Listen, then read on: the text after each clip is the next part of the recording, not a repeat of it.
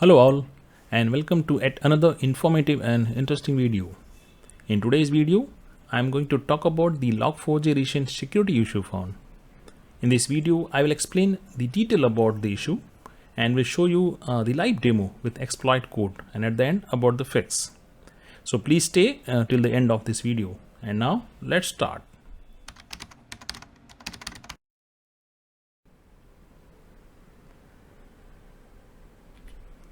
Okay, so before jumping onto the topic, let me tell you the whole month of December was a nightmare for IT professional and the organization who were using the Log4j library in their application. The reason was that there was a very serious security loopholes found in the Log4j library. Now, if we're talking about this Log4j issue, so this issue was not about a single issue. So there was multiple issues were found in the last couple of months, and out of that, these three are the major one. So if you can see the first one, which was found on this 26th November, which is very serious, and you can see the score is about 10 out of 10. So that means it was too serious, and this issue basically was allowing a external user to get into a system and execute any arbitrary code. So you can assume, right, how big this issue was. There are another issue found after fixing this. New issues were found in December. Couple of more issues which actually talk about like it was not having the early issue, but it was allowing an external user again to misinterpret the system, and causing this, actually the application was behaving like a DOS, denial of service. So they are also like very critical, and you can see the rating there 7.5 and 9 out of 10. So together we can see that these all three issues were very critical, right, and there's a big impact. Okay, now before jumping further, for those who are new to Log4j, so actually unfortunately I'm not going to tell you about in detail about Log4j, but yeah, at a very high level, for you all, like Log4j is very popular logging packaging library which is written in Java and very common in the Java world. So whoever working in Java, so I'm sure they must have used Log4j library for their application. So this Log4j was very popular, I would say, and because it's very reliable and flexible framework, right, which you can use in your application for the logging purpose, and it is built by the Apache. Yeah. Okay. Now, if we talk about the issue, but before that, right, how normally Log4j actually it works in application. So if you can see in this first example, so if I'm using a logger to log something. So normally this is a very standard thing that normally we use. We use a logger library to put the messages, either info, debug, or any kind of label that we use, and at the same time that we can see it prints or it logged into our logger. The logger could be your file, could be a memory, anywhere, right, as per your need. So this is very normal thing that we normally log. So if you log like info and I'm putting some value, it just print like this. Very normal. Then Log4j also allow to look up some system parameter. If we use some system parameter like Java version, and if we close this into the $ and this way, right, so it will hit that environment variable and get the value out of that and use it, and it is very useful for us, like we are doing some log configuration and we wanted to access those value. So Log4j library get into this system variable and get the actual value and then as per the use, right, what we want, we use in our application. So if you can see, if I use this value, so it will actually execute and get the value from the system. Yeah. Now another thing, in our application, you can use this variable also, like this Java version, if I want to use in our application. So that can also be used in this, if I'm logging this value in through my logger. And so if I'm passing the system variable someone, right, so it will also execute this and log into the logger. So if you can see this this is one web method, and if this data is coming from the outer world, so if someone is passing this, not a normal value, but some value which is look like a lookup things. So it will, this expression will be evaluated and the outcomes will be logged. Okay, so till now it's fine, no issue. Now before going further, because these issues are very much linked with the JNDI. So this JNDI is also very common in the Java. So basically it is used for naming and directory interfaces, and it is also very common if you want to if you are working in a distributed application, if you want to share some common data among application to application. So this is the method very much applied, where we share common data, and we can get the data, we can set the data through that. So it is also very common. So now the log4j issue is very much linked with this JNDI thing. And what is that link? So before that, if these are the syntaxes normally how we use to look up some JNDI directory. So if you see this is a Java JNDI structure. The data are normally it is organized in this way, in this tree structure. So like Java comp, and then after that the data are defined. So if some data has to be looked up, has to be read. So this is what the structure. So we start with $, and then the curly bracket, JNDI colon Java, and then the path. Okay, so this path is showing about this data one, and sub data one, again this will be the path. Okay, now the issue was basically about this JNDI lookup in the log4j. So as just we have seen that in JNDI, lookup is possible through the log4j. We can look up the value through some system variable, but the log4j is also able to look inside the JNDI, and there's the issue actually.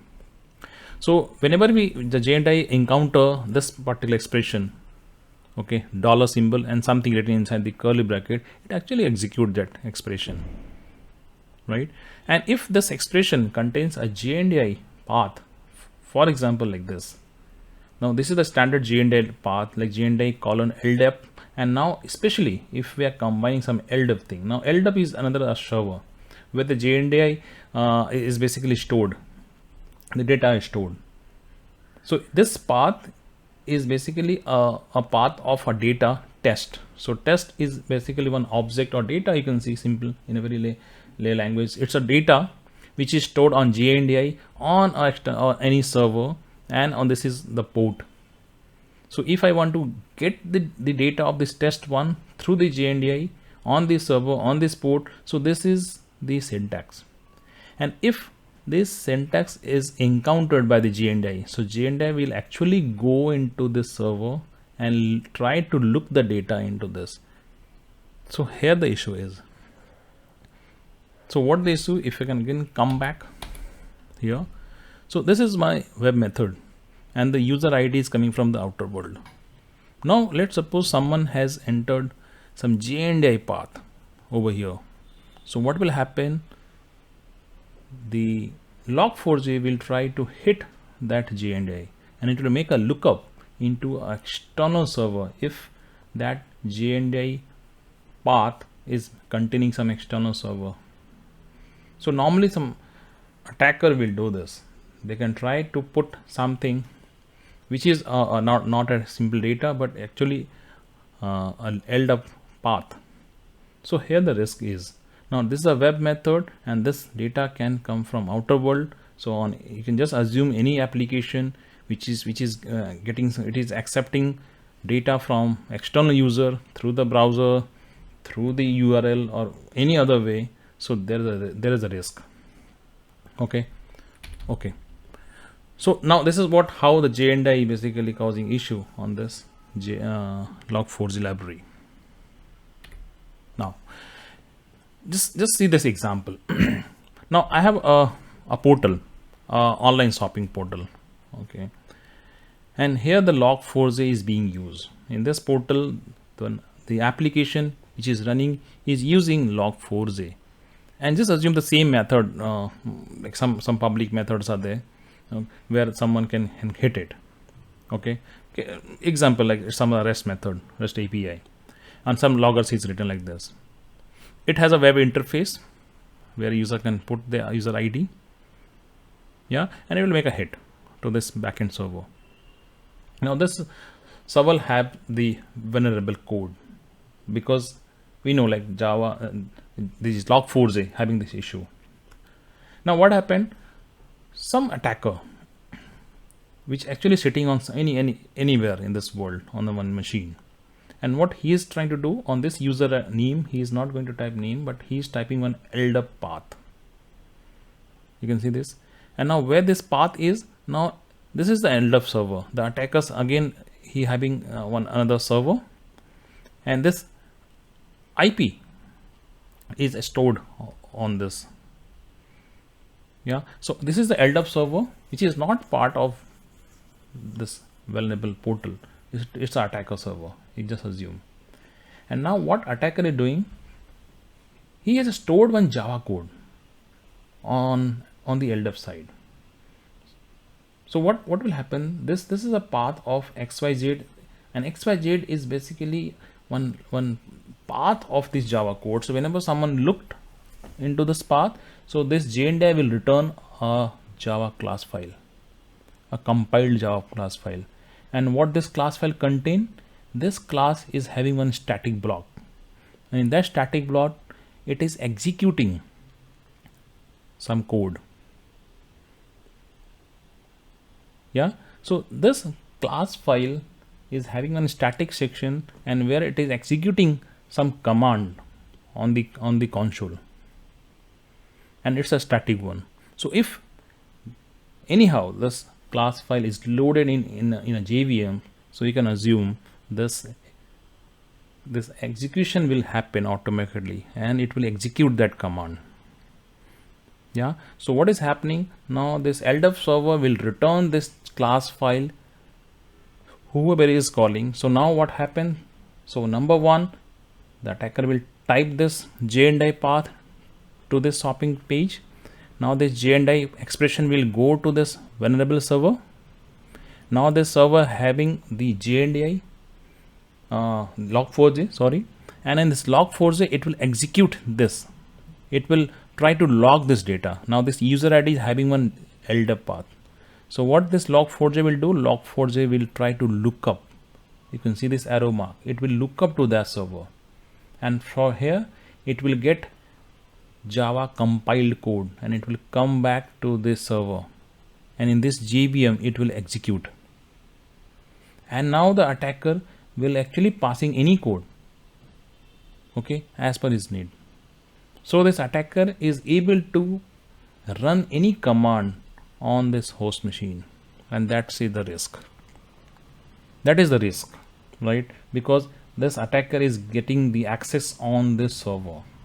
So now this server is basically in total control of this attacker. He can execute any command, any code it can execute on this web server, and also without having any direct connection. You can see there's no network connectivity. It is using the simple public interface.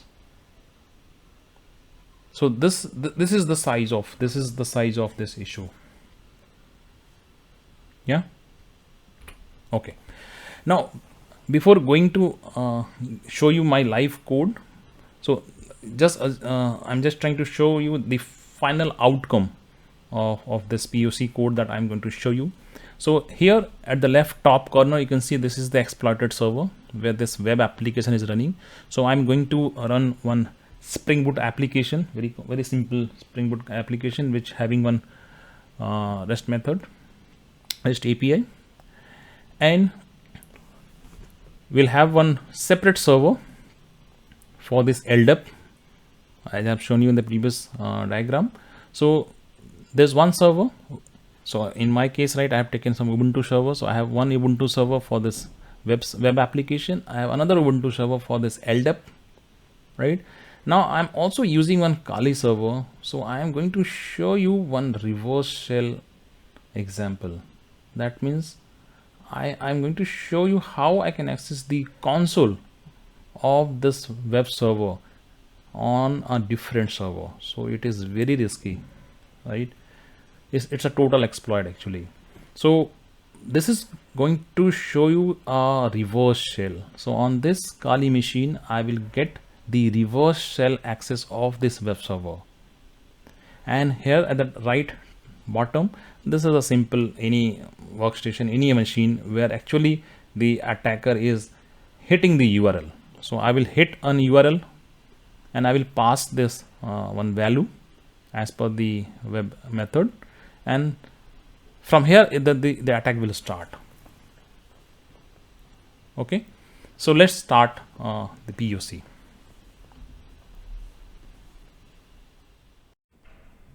So this is the web application with one API. So this application is written in REST API. This method require one input as user ID, and it will then log this user ID in the logger, and then it will simply display a return on message. So I'm trying to first deploy this application on one of the Ubuntu server, and then I will hit the URL to test. Yeah, okay.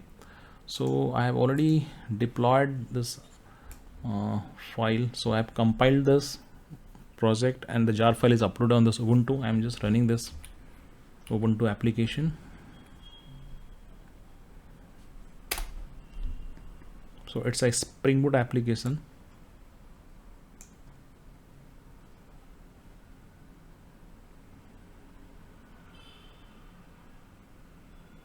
So this vulnerability is not in Spring Boot, just to be sure. So this is for the Log4j. So any application which is using a Log4j, so the issue is in there.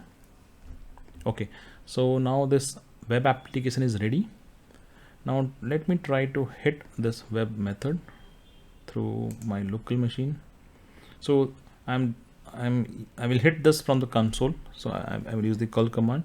So this is the IP of the server and this port 8080. So I'm just hitting it.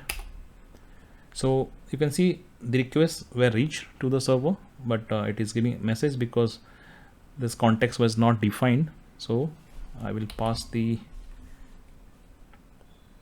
actual endpoint. So you can see the endpoint of this method was validate. Yeah, and then it require one argument. So I will use this user ID and I can pass anything, for example. So now you can see this request was going to the server, and now here you can see it actually prints the value. So this is the logger info, you can see. So Log4j prints the value and the client is getting this message, hello to Log4j world. Fair enough, so no issue till now. Now what I am going to do, so now I will pass some lookup things from here. Okay, so let me test. So what I will do, so I will pass the Java version system variable lookup.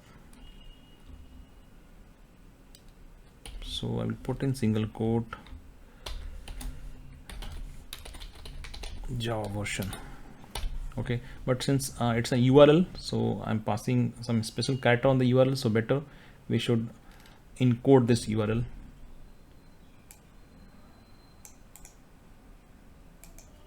So let's encode this URL.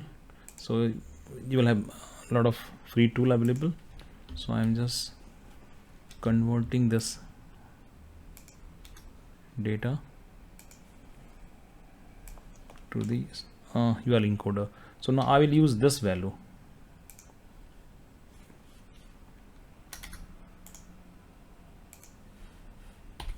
Okay, so it's same, right? Java version. So let me hit this. Now here you can see on the console of the web application, this logger is actually printing the Java version because it's an expression. So it executes the expression, not the exact value. So this lookup is working fine also, no issue, right? But now the issue is if I'm passing some JNDI lookup over here, and that JNDI server is is a separate dedicated server. Okay, so now what I have another server. Okay, so this is another Ubuntu instance. It's a separate server on different IP. So I'm going to pass the JNDI path of this server. So now here I am having one application which actually running on JNDI. So let me run for that application first, and this will run an JNDI service on this default 1389 port, and it will also open one HTTP port. So I will let you know what this HTTP will do. Okay, so let me first run this.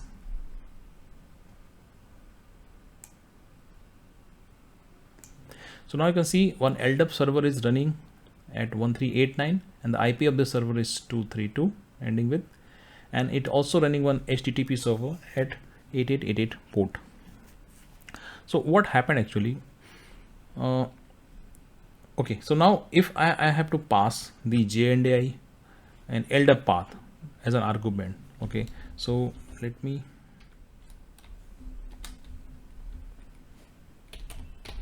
I will use the exact syntax for this LDAP server, and then the IP address of the LDAP server.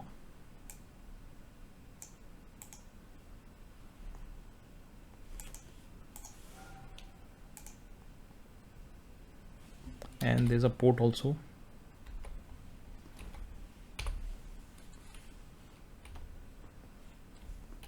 So now this will be my data and input data. So what I will do, I have to convert this. I have to encode this as an URL.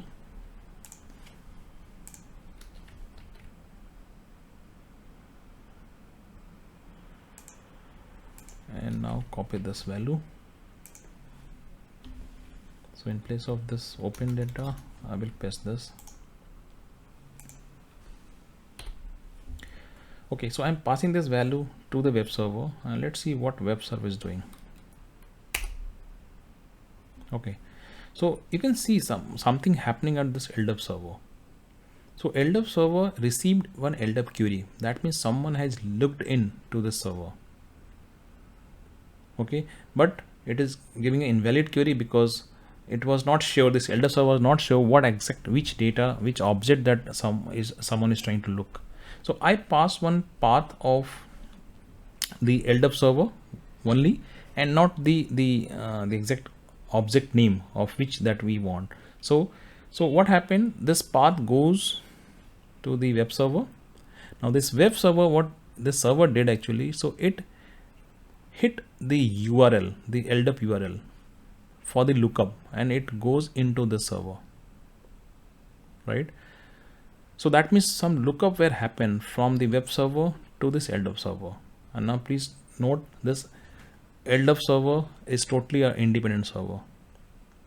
So it actually tried to look into the server, but since the web server was not specifying the exact object name, so right now the request was there actually to the LDAP server. There is no return came back. Okay, fine.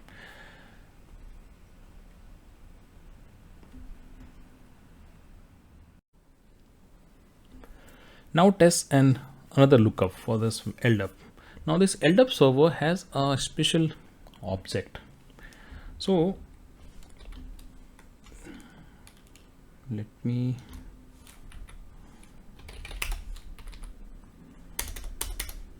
okay. So if someone hit this LDAP server, so till here we have already tested. Now after that, there is an object at this base 64 in this LDAP server. So this is the path like basic / command / base 64, and here if we type anything, okay, so this will be a command which will execute on the web server.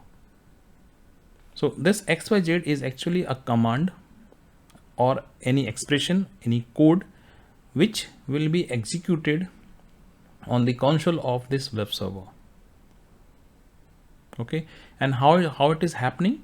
So once this expression goes to this log4j, Log4j will see, okay, it's a JNDI lookup, so it will try to look up this path on the LDAP server. And now this base64 object is basically a special object, and what this LDAP is doing, this is attacker's LDAP. So this LDAP is returning a HTTP URL of a Java class file. So here there's a Java class file available on this LDAP server, and it provides that class file through the HTTP link, and that link is returned to this web server as a lookup result. So that means if someone try to look into this URL, so it will download a Java class file, and in that class file I've shown you there's a static code, and in that code this XYZ whatever is written will be executed. Okay, so that means I can type over here like this. So suppose the attackers wanted to create a file on the web server, so simply like echo test. So for example, this is the command which will be executed on the web server. Okay, now, but as you know, like I'm running a URL, so let me first encode this URL.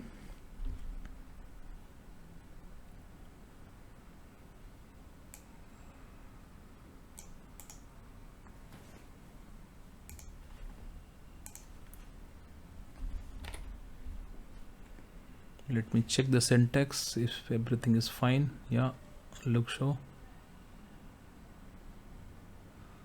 Okay, let's encode this.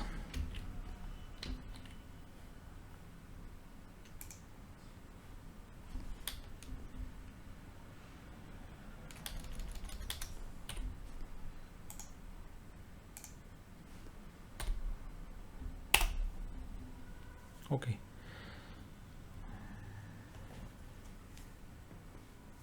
so we have some output on the web server. You can see some error, I can see LDAP, I can see some execution happen. Okay, so now this LDAP server is a special rule. So on this, whatever command that we are passing, that has to be encrypted in base64. So that's why this error is. So let me retry this.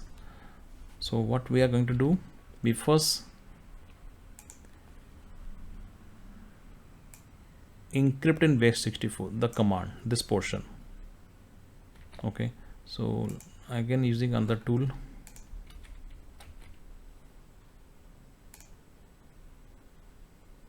So this is the base64 encoded value, and now I will use this here.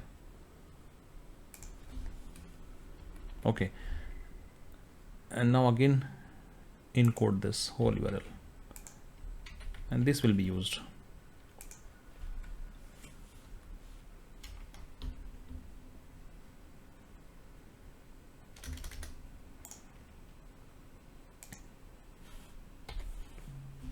Okay, now retry. Okay, so now on LDAP server you can see what is happening. So it returns one HTTP address. You can see this is the HTTP address of this exploit class file. So it generate one class file, and this class file was requested by this web server, and it is downloaded on this web server, and it loads on JVM. So I hope this command which we have passed is executed on the server. So we had created on one file, so let's check on the server if the file was created. So this is the path actually. So let me refresh. Okay, so I can see one file was created. Let me see the content. Yes, the content is also there. So now I can see this is the remote server. On this remote server, one file is created by the attacker who is sitting in another machine, right? So from here the attacker is creating a file on the web server. So this is a big risk, you can see, right? So not only this, now attacker can take the total control the console access of the web server also through the reverse shell access. Okay, so to test that reverse shell, so we'll use the Linux feature, the nc command that we will use, so which is very common whenever we are trying to read and write something on the network, so in the Linux world, right? So what we are going to do, so I have already created one command, so we'll use this command. So we'll execute this command in place of creating files. What we are going to use, so I will use this command. So it has multiple command, so this will actually write the file on the network. Okay, so what I am going to do, so now I will introduce my Kali server, and here I will open one listener. So let me log in first. Okay, so I am opening one listener at 9999 port. Okay, so this Kali server will listen. Now again, this attacker's machine. Okay, so these all three are attacker's machine. So on this is one server which is actually listening this request on this 9999 port. Okay, now so what we are going to execute a command on the server. So we'll execute this command on this web server, and this will help us to read and write onto the network. So from this listener console, we will able to execute all the commands on fly. Yeah, so this is the command again. So to run that command, so we have to encrypt on the base 64. So I've already encrypted this. So this is the complete path now. Yes, and I will execute this. I will send this in user ID again. So URL encoder,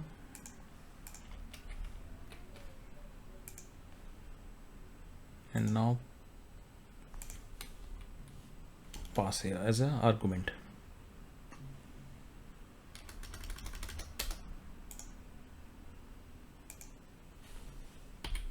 Okay,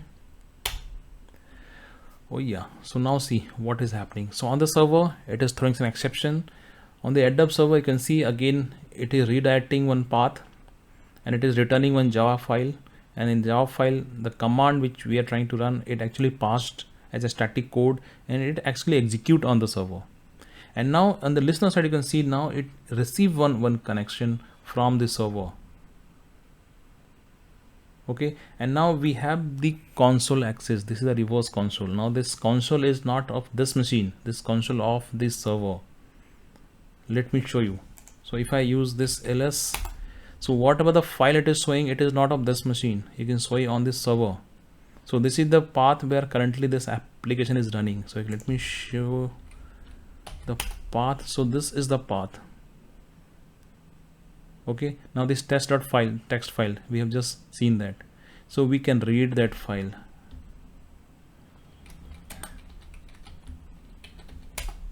Okay, so we can read that file. Now we can create one more file from the console. We have the complete console access. So let me create the file, new file.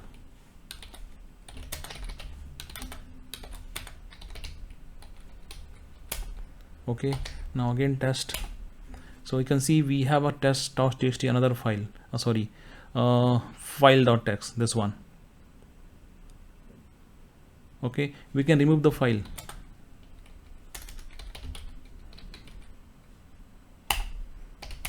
Now that file is nowhere. Okay, so we have the access. Now we can browse anything on this machine. Okay, let's check the host. So yeah, we can access the host. So now if you assume, right, what attacker can do on this machine, it can do anything because it got the access. So this is the reverse shell. Okay, so what is the fix? So fix is simple, but we have seen the impact. So now the recent library which Apache has uploaded is 2.17.0, and this is a stable one, and all these issues were fixed on this version of the library. So immediately all the application which are running on this log4j previous version, this 2.17.0 is now on this December 2021. This is the latest version that has to be upgraded to fix all those issues.